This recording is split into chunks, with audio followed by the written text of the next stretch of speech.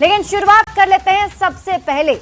सोमवार को मुख्यमंत्री नीतीश कुमार ने बिहार विधान परिषद की सदस्यता से इस्तीफा दे दिया है। अब नीतीश कुमार के इस्तीफे पर जेडीयू नेता और मंत्री अशोक चौधरी भावुक हो गए, जबकि केंद्रीय मंत्री गिरिराज सिंह ने कहा कि उनका जो कार्यकाल है वो स्वर्णिम अक्षरों में लिखा जाएगा। हालांकि नेता प्रतिपक्ष तेजस्वी यादव ने आरोप लगाया कि बीजेपी ने नीतीश कुमार को ठगा है। ये रिपोर्ट देखिए, फिर खबर तो समझिए।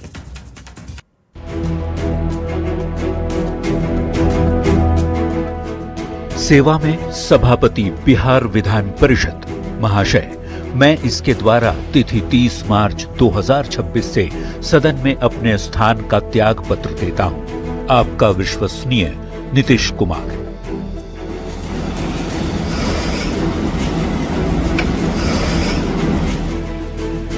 और इसी पत्र के साथ बिहार के मुख्यमंत्री नीतीश कुमार का बिहार विधान परिषद में 20 साल लंबे सफर पर विराम लग गया। बड़ा ही अब हम लोग का चूंकि बहुत दिनों से बड़ा ही अच्छा संबंध रहा है और इसको हम लोग निभाते आ रहे हैं, तो उनके जाने से तो सब पूरा बिहार दुखी है।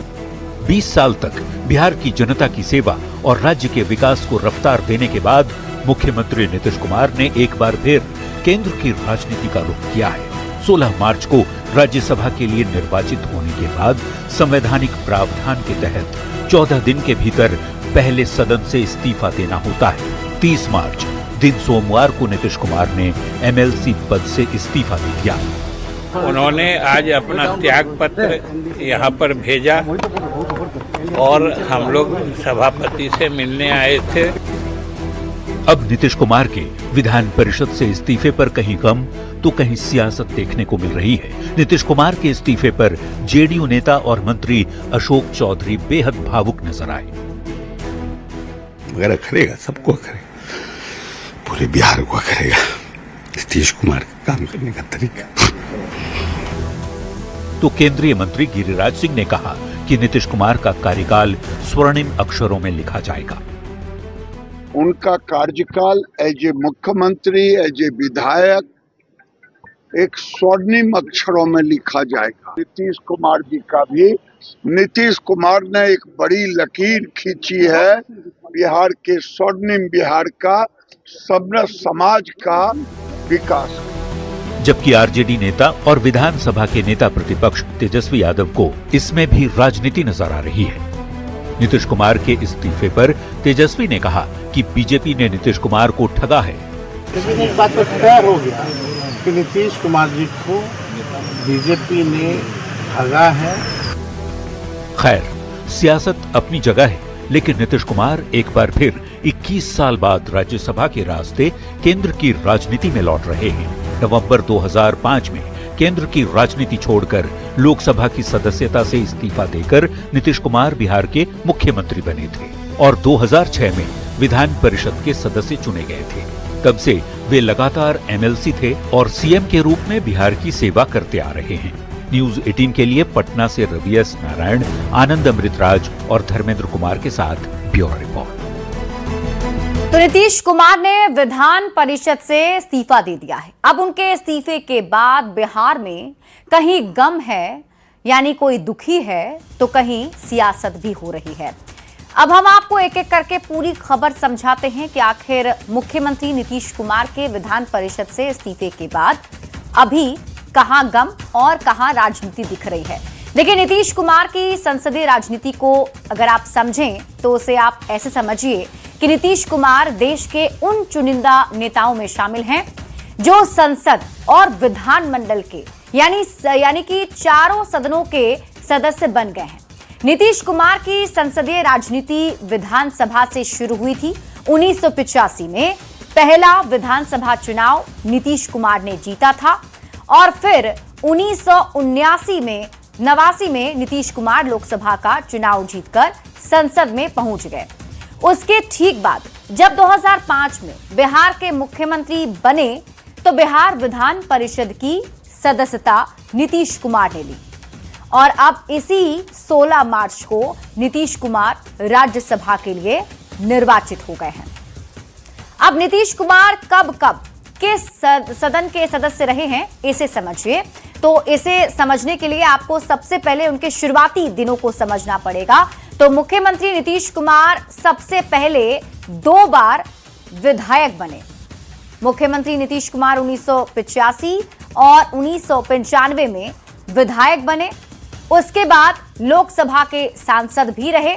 नीतीश कुमार 6 बार लोकसभा के सांसद रहे। पहली बार 1989 में, 1991, 1996, साल 1998, साल 1999 और साल 2004 में। 4 बार नीतीश कुमार विधान परिषद के सदस्य यानी कि एमएलसी भी रहे। 2006 में, 2012 में, साल 2018 में और साल 2024 में। अब पहली बार नीतीश कुमार राज्यसभा के लिए निर्वाचित हुए हैं, यानी कि साल 2026 में नीतीश कुमार राज्यसभा के लिए निर्वाचित हुए हैं। नीतीश कुमार ने कब कब मुख्यमंत्री पद की शपथ ली है, अब आप ये भी जान लीजिए, क्योंकि मुख्यमंत्री के तौर पर नीतीश कुमार का एक लंबा कार्यकाल रहा है। 3 मार्च 2000 को मुख्यमंत्री नीतीश कुमार ने पहली बार सदस्यता शपथ ग्रहण जो है वो मुख्यमंत्री के तौर पर की थी। उसके बाद 24 नवंबर 2005 को दूसरी बार शपथ ग्रहण की। 26 नवंबर 2010 को सीएम पद की शपथ ली। 22 फरवरी 2015 को बिहार के मुख्यमंत्री के तौर पर शपथ ली। 20 नवंबर 2015 जब उन्होंने मुख्यमंत्री पद की शपथ ली। उसके बाद की तारीख आती है 26 जुलाई 2017 की और 16 नवंबर 2020 जब सीएम पद की शपथ ली।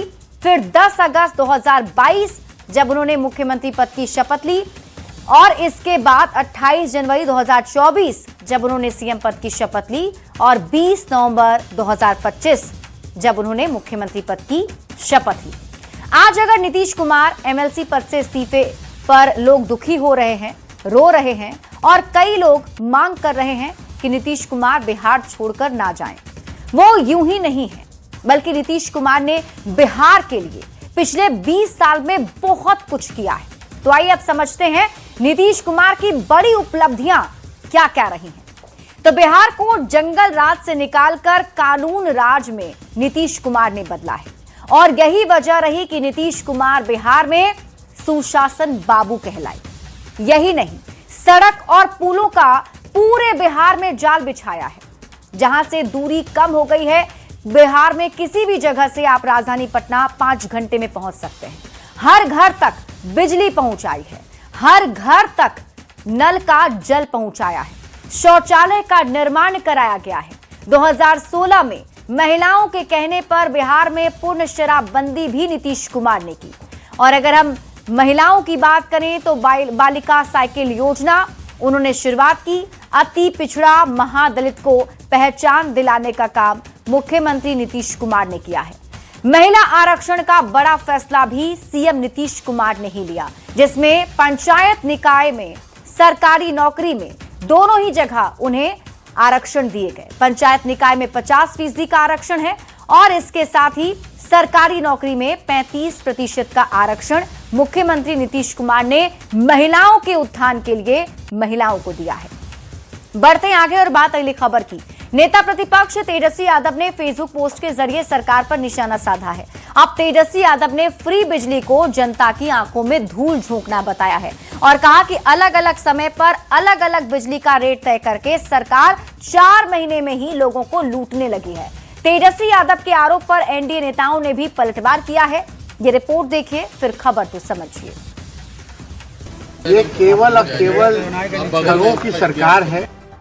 बिहार में एक बार फिर बिजली पर सियासत शुरू हो गई है। मामला बिजली की किल्लत का नहीं बल्कि फ्री यूनिट पर सियासी फसाद का है। नेता प्रतिपक्ष तेजस्वी यादव ने सरकार पर लोगों से वादा खिलाफी और धोखाधड़ी का आरोप लगाया है। तेजस्वी यादव ने सोशल मीडिया फेसबुक पर एक पोस्ट किया जिसमें उन्होंने 125 यूनिट फ्री बिजली को जनता की आंखों में धूल झोंकने वाला बताया है। तेजस्वी ने आरोप लगाया कि सरकार ने अलग अलग टाइम के हिसाब से बिजली का नया दर तय कर दिया है।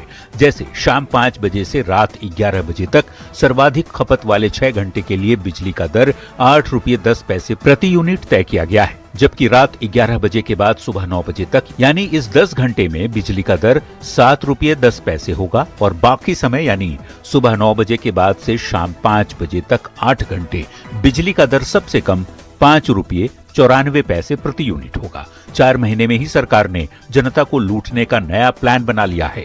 अब जो है बिजली की दरों जो है और जो है बढ़ाई गई, यानी ये केवल और केवल ठगों की सरकार है। तेजस्वी के इसी पोस्ट पर अब सियासत शुरू हो गई है। नीतीश कुमार जी जो कहते हैं वो करके दिखाते हैं। आज भी बिहार में 125 यूनिट फ्री है और किसानों को मात्र 55 पैसे प्रति यूनिट बिजली दिया जा रहा है। बीजेपी और जेडीयू ने तेजस्वी यादव पर झूठ और भ्रम फैलाने का आरोप लगाया है। जो व्यक्ति खुद 15 साल के जंगल राज और भ्रष्टाचार की विरासत को लेकर चलता है, वो आज सुशासन पर सवाल उठा रहा है। तो आरजेडी कांग्रेस के नेता तेजस्वी यादव के आरोपों को दोहराने में लगे हैं। और धृष्टता देखिए, दुष्टता देखिए। लोगों के पास खाना बनाने के लिए गैस नहीं है तो इंडक्शन लोगों ने खरीदा, तो बिजली की कीमत 20% इन लोगों ने बढ़ा दी। कैसे दुष्ट लोग हैं।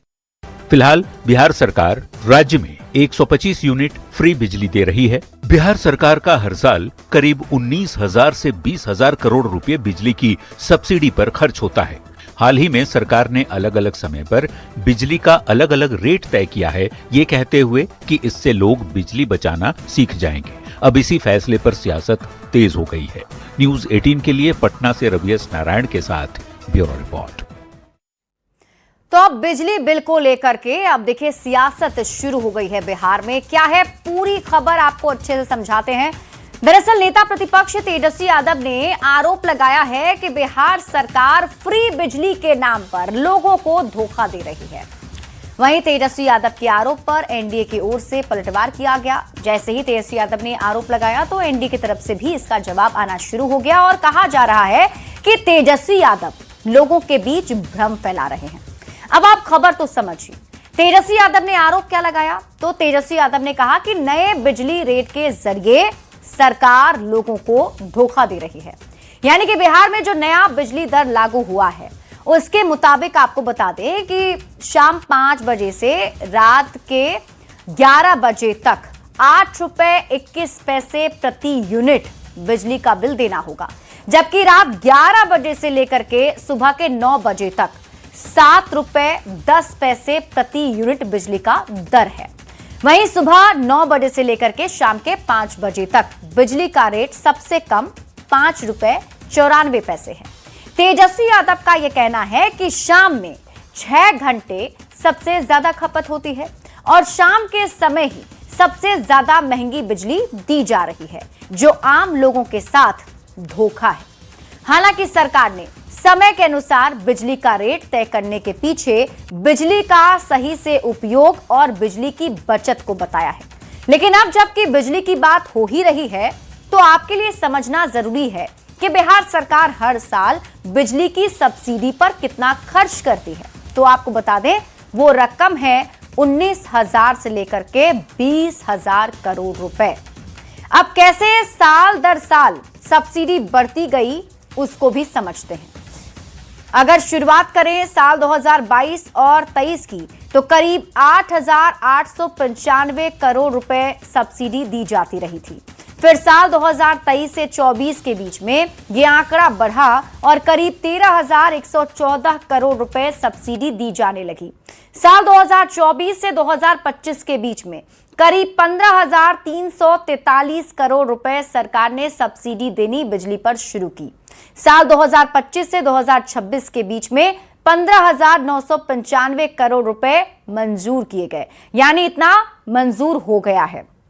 अब बिजली पर सब्सिडी देखिए, पहले से ही आपको बता दें कि सरकार ने 125 यूनिट बिजली फ्री कर दी है और इसके साथ साथ पहले से सरकार 15,000 से 16,000 करोड़ तक का सब्सिडी लोगों को दे रही है और साथ ही साथ 125 यूनिट बिजली जो है लोगों को फ्री में मिल रहा है, यानी 3,375 से लेकर के 3,800 करोड़ रुपए, यानी कि दोनों को अगर जोड़ दिया जाए तो करीब करीब 19,000 करोड़ से 20,000 करोड़ के बीच में ये आंकड़ा पहुंचता है। यानी इतना सरकार जो है बिजली पर खर्च कर रही है ताकि आम लोगों को सुविधा हो।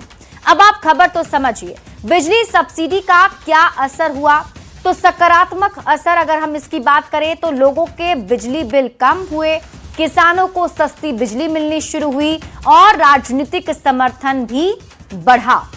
अब आप खबर तो समझिए, बिजली सब्सिडी का असर जो नकारात्मक है वो आप समझिए। तो सरकार के खजाने पर भारी वित्तीय दबाव बढ़ा है, टैक्स का बड़ा हिस्सा बिजली पर खर्च हो रहा है, राजस्व खर्च का एक महत्वपूर्ण हिस्सा खर्च हो रहा है बिजली पर, विकास और निवेश पर इसका असर पड़ रहा है।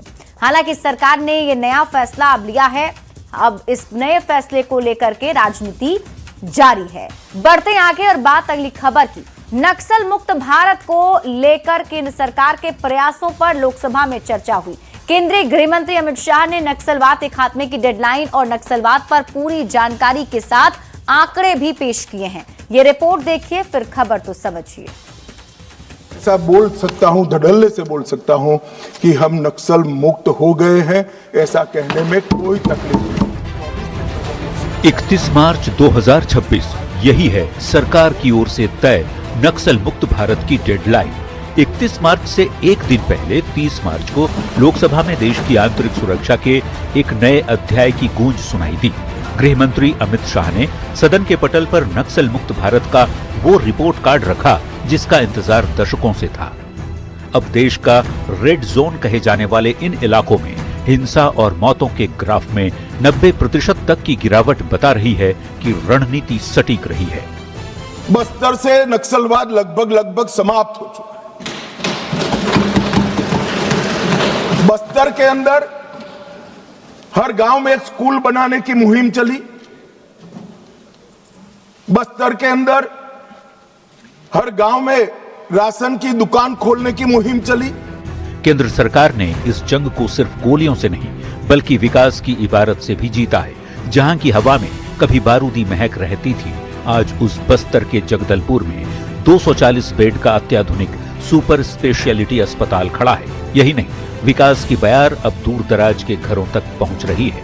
बैंकिंग, शिक्षा और डिजिटल कनेक्टिविटी ने उन गांवों को मुख्यधारा से जोड़ दिया है जो दशकों से अंधेरे में थे। बस्तर में बढ़ा हुआ वोटिंग प्रतिशत इस बात का सबसे बड़ा प्रमाण है कि अब लोगों का भरोसा गोली पर नहीं बल्कि लोकतंत्र पर है। और जस्टिफाई जो करे उनको मैं कहना चाहता हूं, वो समय चला गया। ये नरेंद्र मोदी की सरकार है, जो हथियार उठाएगा उसको हिसाब चुकाएगा। सरकार का दावा है कि सुरक्षा और विकास के इस डबल अटैक ने नक्सलवाद की कमर तोड़ दी है। मंगलवार को 31 मार्च है, वो तारीख जब भारत नक्सलवाद के खात्मे का इतिहास लिखने जा रहा है। दशकों पुराना ये नासूर अब अपनी अंतिम सांसें ले रहा है और देश एक नई और सुरक्षित सुबह की ओर कदम बढ़ा रहा है। Pure report, news 18।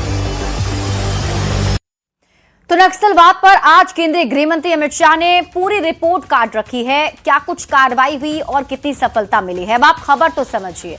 नक्सल मुक्त भारत की डेडलाइन जो है 31 मार्च 2026 रखी गई और उससे ठीक एक दिन पहले आज केंद्रीय गृह मंत्री अमित शाह ने अपनी बातें रखी। खबर तो समझिए। नक्सल मुक्त भारत पर लोकसभा में चर्चा हुई जिसमें केंद्रीय गृह मंत्री अमित शाह ने रिपोर्ट कार्ड पेश किया है। अमित शाह ने जो रिपोर्ट कार्ड पेश किया उसमें क्या कहा, अब आपको ये बताते हैं। जिसमें उन्होंने कहा कि पूरा हो रहा है नक्सल मुक्त भारत का संकल्प जो हमने लिया था उसे पूरा कर लिया गया है। 126 जिलों से नक्सलवाद सिमट चुका है। 90% नक्सली हिंसा में कमी आई है, कम हुए हैं। नक्सलियों के गढ़ में अब वोटिंग प्रतिशत बढ़ रहे हैं। जो हथियार उठाएगा उसका हिसाब होगा, ये सख्त संदेश भी दे दिया गया। नक्सलवाद पर कैसे लगाम लगा, आप इसे समझिए। तो इसके लिए कुछ उपाय किए गए, जैसा कि संवाद के जरिए, सुरक्षा के जरिए, समन्वय के जरिए और कार्रवाई भी की गई। नक्सलवाद पर लगाम को आप ऐसे भी समझिए कि जमीनी ऑपरेशन जो है वो चलाई गई, जिसके बाद सरेंडर की पॉलिसी भी लाई गई कि वैसे नक्सली जो चाहते हैं सरेंडर करना वो सरेंडर कर सकते हैं और प्रभावित क्षेत्रों में विकास को बढ़ाया गया। नक्सल प्रभावित क्षेत्र में क्या क्या विकास कार्य हुए हैं वो भी आप जान लीजिए। तो इसमें 9300 से ज्यादा नए स्कूल खोले गए, 17,500 किलोमीटर नई सड़कें बनाई गईं, 9,000 मोबाइल टावर नक्सल प्रभावित क्षेत्रों में लगाए गए, 6,000 से ज्यादा नए बैंक ब्रांच और पोस्ट ऑफिस ओपन किए गए। यही नहीं, एकलव्य और केंद्रीय विद्यालयों का विस्तार भी नक्सल प्रभावित क्षेत्र में किया गया, ताकि लोग विकास की मुख्य धारा से जुड़े, ना कि बंदूक उठाएं। बढ़ते हैं आगे और अब बात अगली खबर की। नीट छात्रा संवेदना की मौत मामले में कोर्ट का रुख सख्त हो गया है। कोर्ट ने आज सुनवाई के दौरान सीबीआई से अब तक की जांच रिपोर्ट तलब कर ली, तो सीबीआई ने कोर्ट से 1 हफ्ते का वक्त मांगा। की मौत मामले में कोर्ट का रुख सख्त होता जा रहा है। संवेदना की मौत मामले में सीबीआई कोर्ट में अहम सुनवाई हुई। कोर्ट ने सीबीआई से अब तक की जांच रिपोर्ट को तलब कर लिया। कोर्ट ने जांच की पूरी प्रगति रिपोर्ट दाखिल करने का आदेश दिया। सीबीआई ने रिपोर्ट देने के लिए कोर्ट से 1 हफ्ते का वक्त मांगा है। कोर्ट इस मामले में लगातार सुनवाई कर रहा है। संवेदना के मामले में हॉस्टल संचालक मनीष रंजन को अब तक जमानत नहीं मिली है, तो पीड़ित पक्ष का आरोप है सबूतों के साथ छेड़छाड़ किया गया है। इस गंभीर मामले में सीबीआई पर भी सुस्ती का आरोप है। इससे पहले रविवार को नीट छात्रा को न्याय दिलाने की मांग को लेकर पटना में परिजन और सामाजिक संगठन ने धरना दिया। छात्रा की मां ने सरकार और सीबीआई की जांच पर फिर से सवाल उठाए। जगह जगह भटक चली हूं, बेटी की इंसाफ कब मिला। नीट छात्रा संवेदना की मौत की गुत्थी सुलझ नहीं रही। पीड़ित पक्ष लगातार जांच पर सवाल खड़े कर रहा है। ऐसे में बड़ा सवाल है कि संवेदना को इंसाफ मिल पाएगा। न्यूज़ 18 के लिए पटना से धर्मेंद्र कुमार की रिपोर्ट। और इसी के साथ इस बुलेटिन में अभी के लिए बस इतना ही। आप देखते रहिए न्यूज़ 18 बिहार झारखंड।